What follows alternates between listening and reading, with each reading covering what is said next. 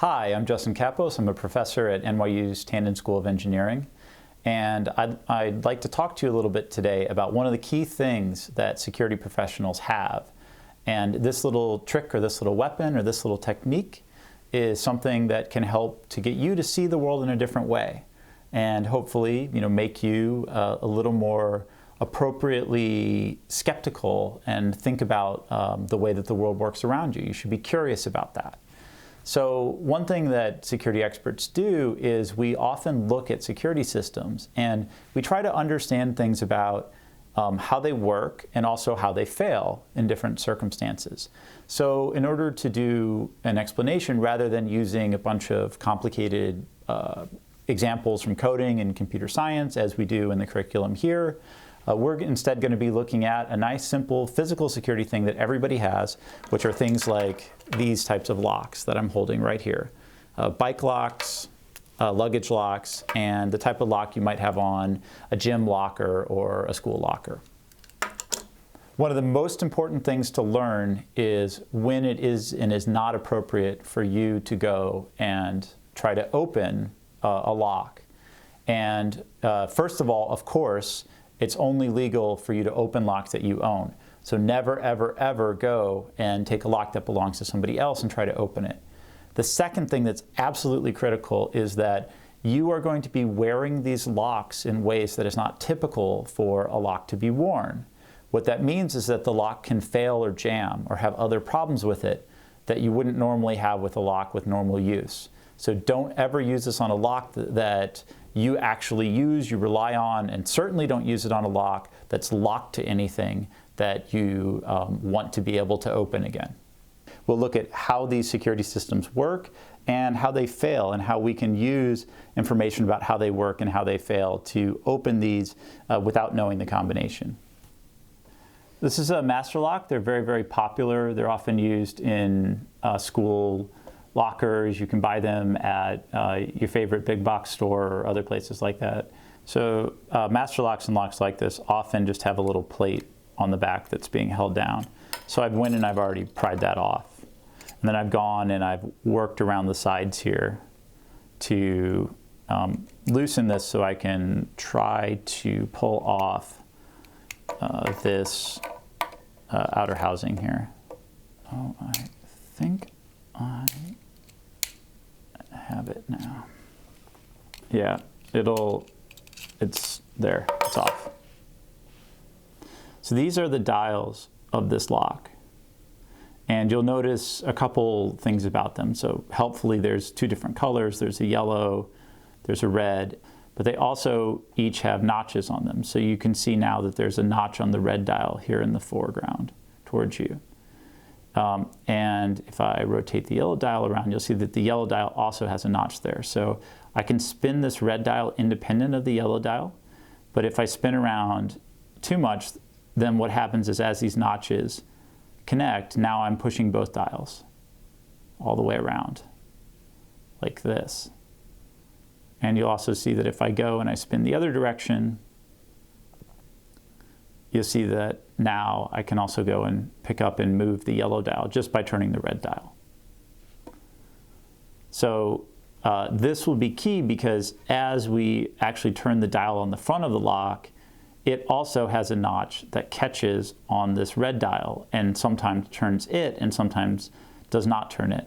So when you turn, sometimes you'll move all three of these dials, the inner dial that's on the lock, the red dial and the yellow dial. Sometimes you'll move only the inner and the red dial. Sometimes you'll move only the inner dial.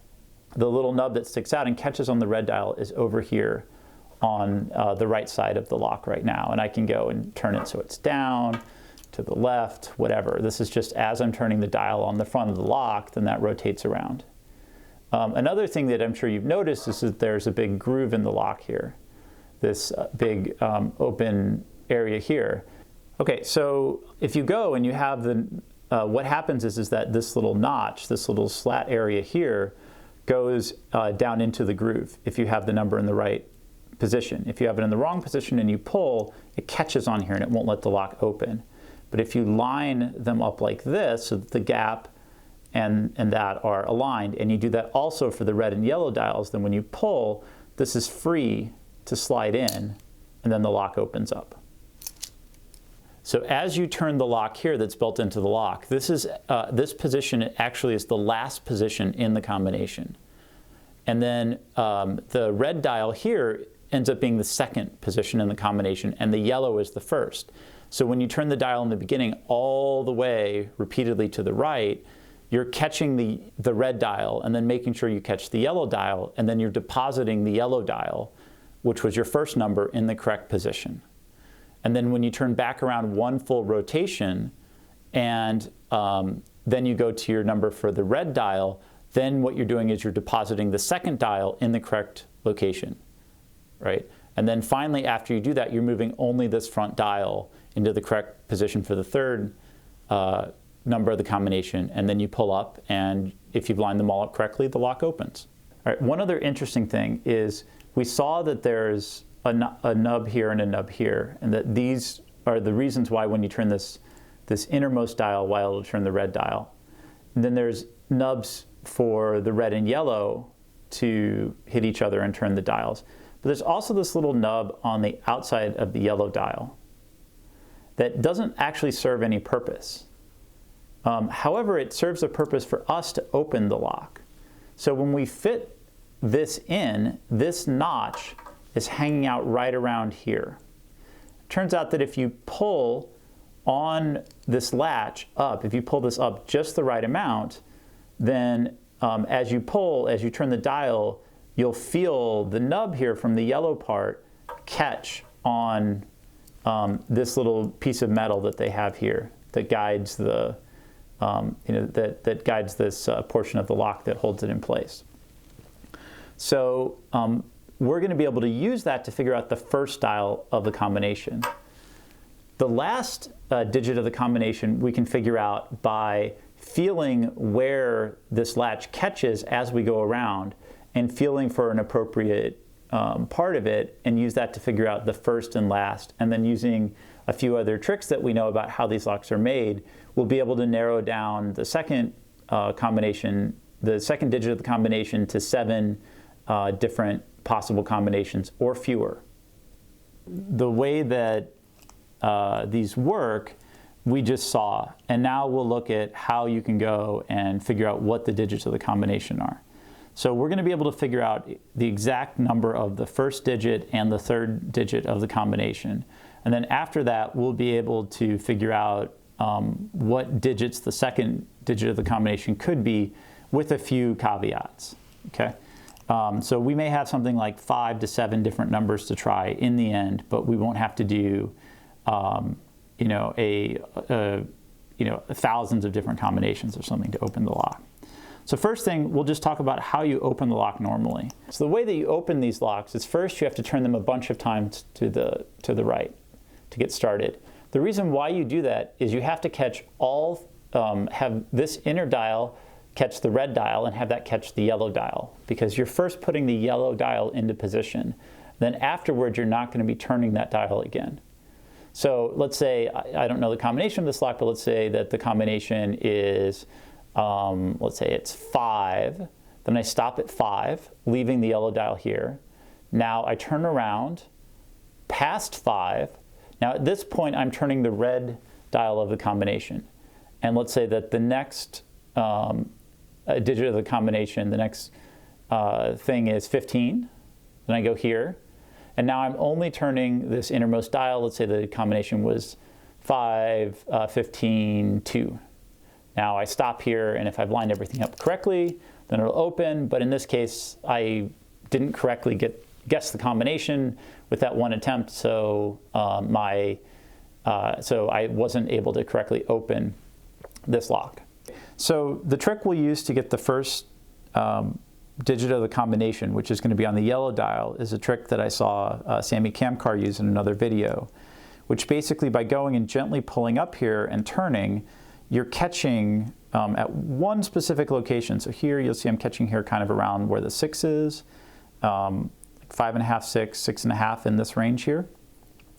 And what this is doing is this is catching that little extra nub that's on the yellow dial on that little extra piece of latch. So you can take this number and basically add about 5 to this. So here I can tell from this that the first digit of my combination is actually an 11. So the first number of the combination is an 11. And there's a, you can also go and find the last by going and looking for, feeling this and trying to find an area where there's an extra large amount of play. So here, as I was going around and feeling for the different notches in here, this moves all the way from like 22 all the way up to like 23 and a half or so. And this has more play than these other little notches here seem to. So using that, I can tell that the last digit of the combination is a 23. Now, one good sanity check that you can also do at this point is that if you take the first digit of the combination and the last digit of the combination and you divide them each by 4, they will have the same remainder. So 11 divided by 4 has a remainder of 3. So 2 3/4. And then 23 divided by 4 is 5 3/4. Okay? So those numbers will have exactly the same thing, the same number, what we call mod 4. So the remainder when you do division is going to be the same for those. Now, for the second digit of the combination, which we don't know, the second digit is going to be a number that also has a certain property, mod 4. So it is going to be 2 off of the first or third digit of the combination. So in other words, since we had a remainder of 3 mod 4 for our first and third digit, then the second digit is going to have a remainder of 1 mod 4. So it'll be a number like 1 or 5 or 9 or other numbers like that. But we can do a couple of things to cut down the set of numbers that we have to try for the second digit even further. So the first thing is that whatever number your first number of the combination is, the second number, which remember could be 1, 5, 9, 13, and so on, around 17 and so on, it will never be the number that's 2 before it, or the number that's 4 before it, or the number that's 4 before that, which is 6 before it, or the number that's 10 before it. Those digits never end up in the second combination. Okay? So right away you go from having, originally you had 10 things you would have had to guess, and now you're to a point where you have at most 7. Okay? Also, if you know your last digit of the combination, the second digit will never be the one that's 2 before it or the one that's 2 after it. So in this case, we get to actually eliminate 5 of the possible choices. So now we're down to only 5 different options for what the second digit of the combination could be. So now I can go turn this and I can give it a shot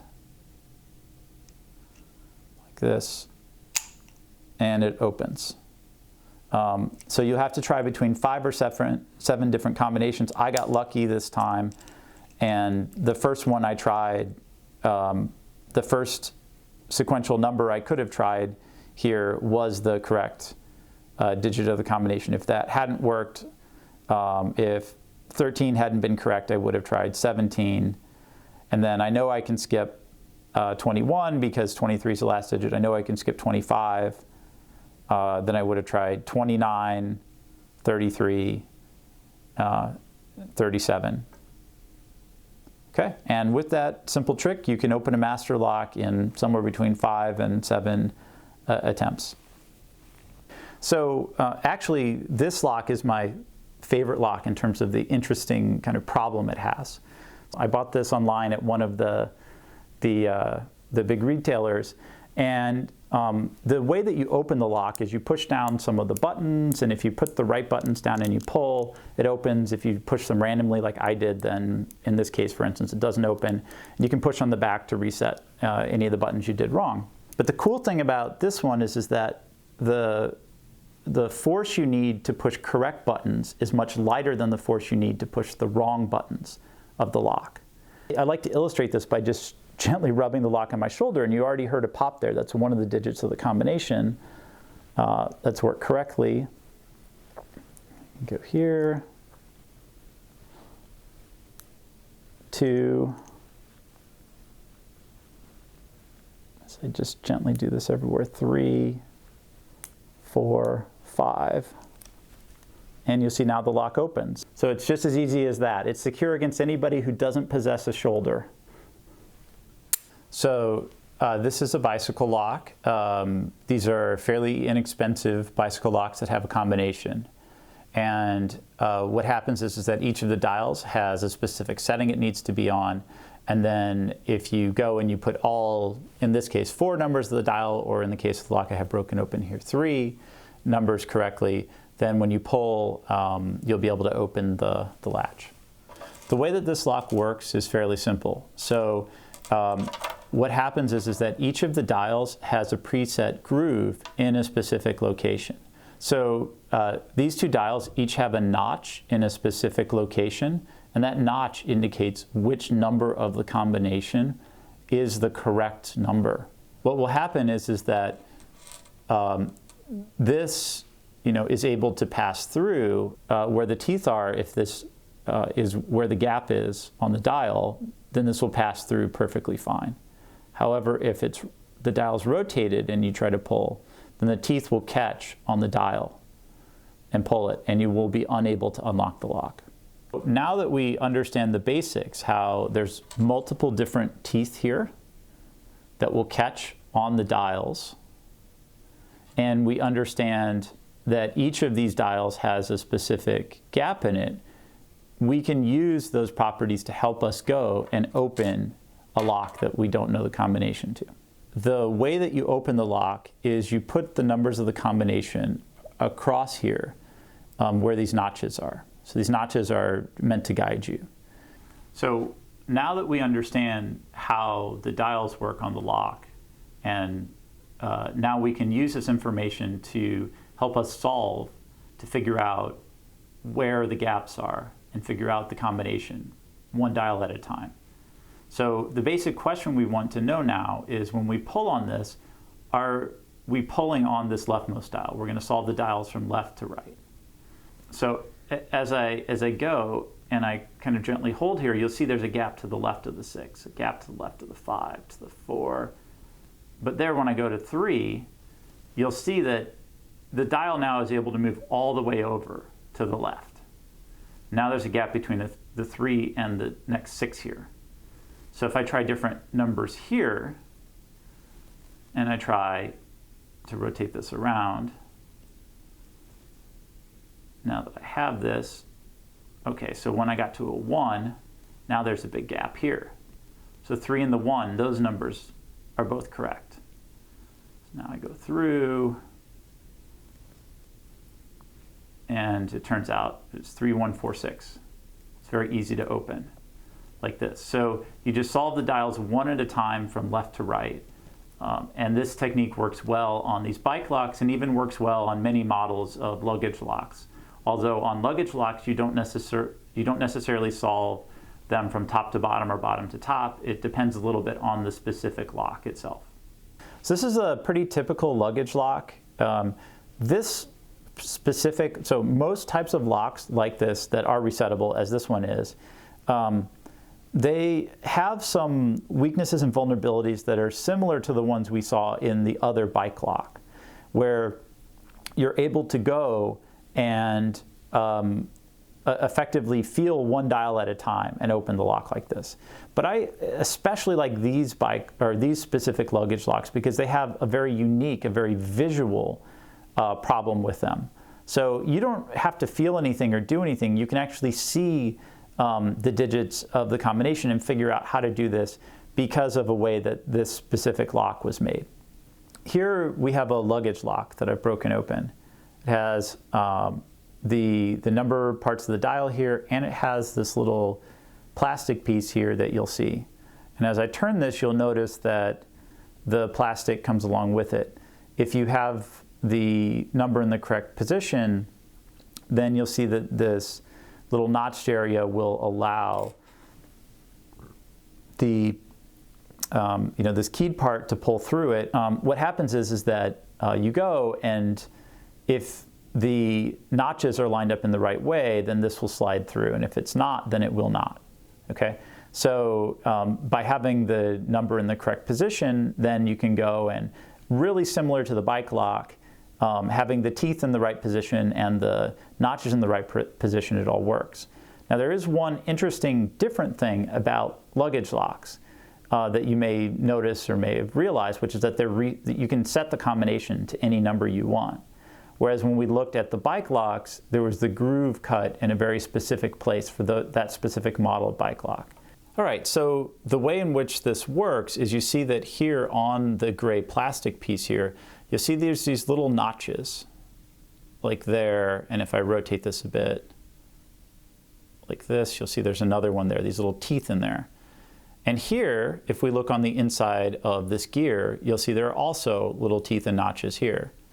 So what happens is that if you go and you line the teeth up like this and you push all the way, then whenever you turn the dial, the gray will also turn with it. If instead you have pushed down further on the gray piece of plastic, which you can see here, whether it's turning or not by the side here, you see that notch on the side, I can turn this freely, this dial freely, and not turn the gray piece of plastic because the teeth don't extend down very far, as you see. So this is why these resettable luggage locks work the way they do. When they're set in place, then the gear is caught in place with the teeth and turns them both. But when you're able to go reset the lock, then you separate the two, turn to the number you want, and then re-engage when you're finished setting the lock. I've cut this version of the lock open so that you can actually see a little more clearly where this little open notch area is that tells you what the correct position of the dial is. So here, if you look on the second one, you'll see underneath the 1 here, you'll see there's this little hole here. And if you look here under like the 8, you don't see a similar sort of thing. So if I go and I turn this around though, you'll see there, a little bit more under the 0, you'll see that there actually is a gap like that. So each of these dials has a position like that where they have that gap. It turns out that you just line these holes up over here on this side, and what will happen is that after you do this for all the digits of the combination, the lock will just open right up. Let me find the other ones for this. There's one right there. You can see between kind of the 5 and the 6. So I lined that up like this.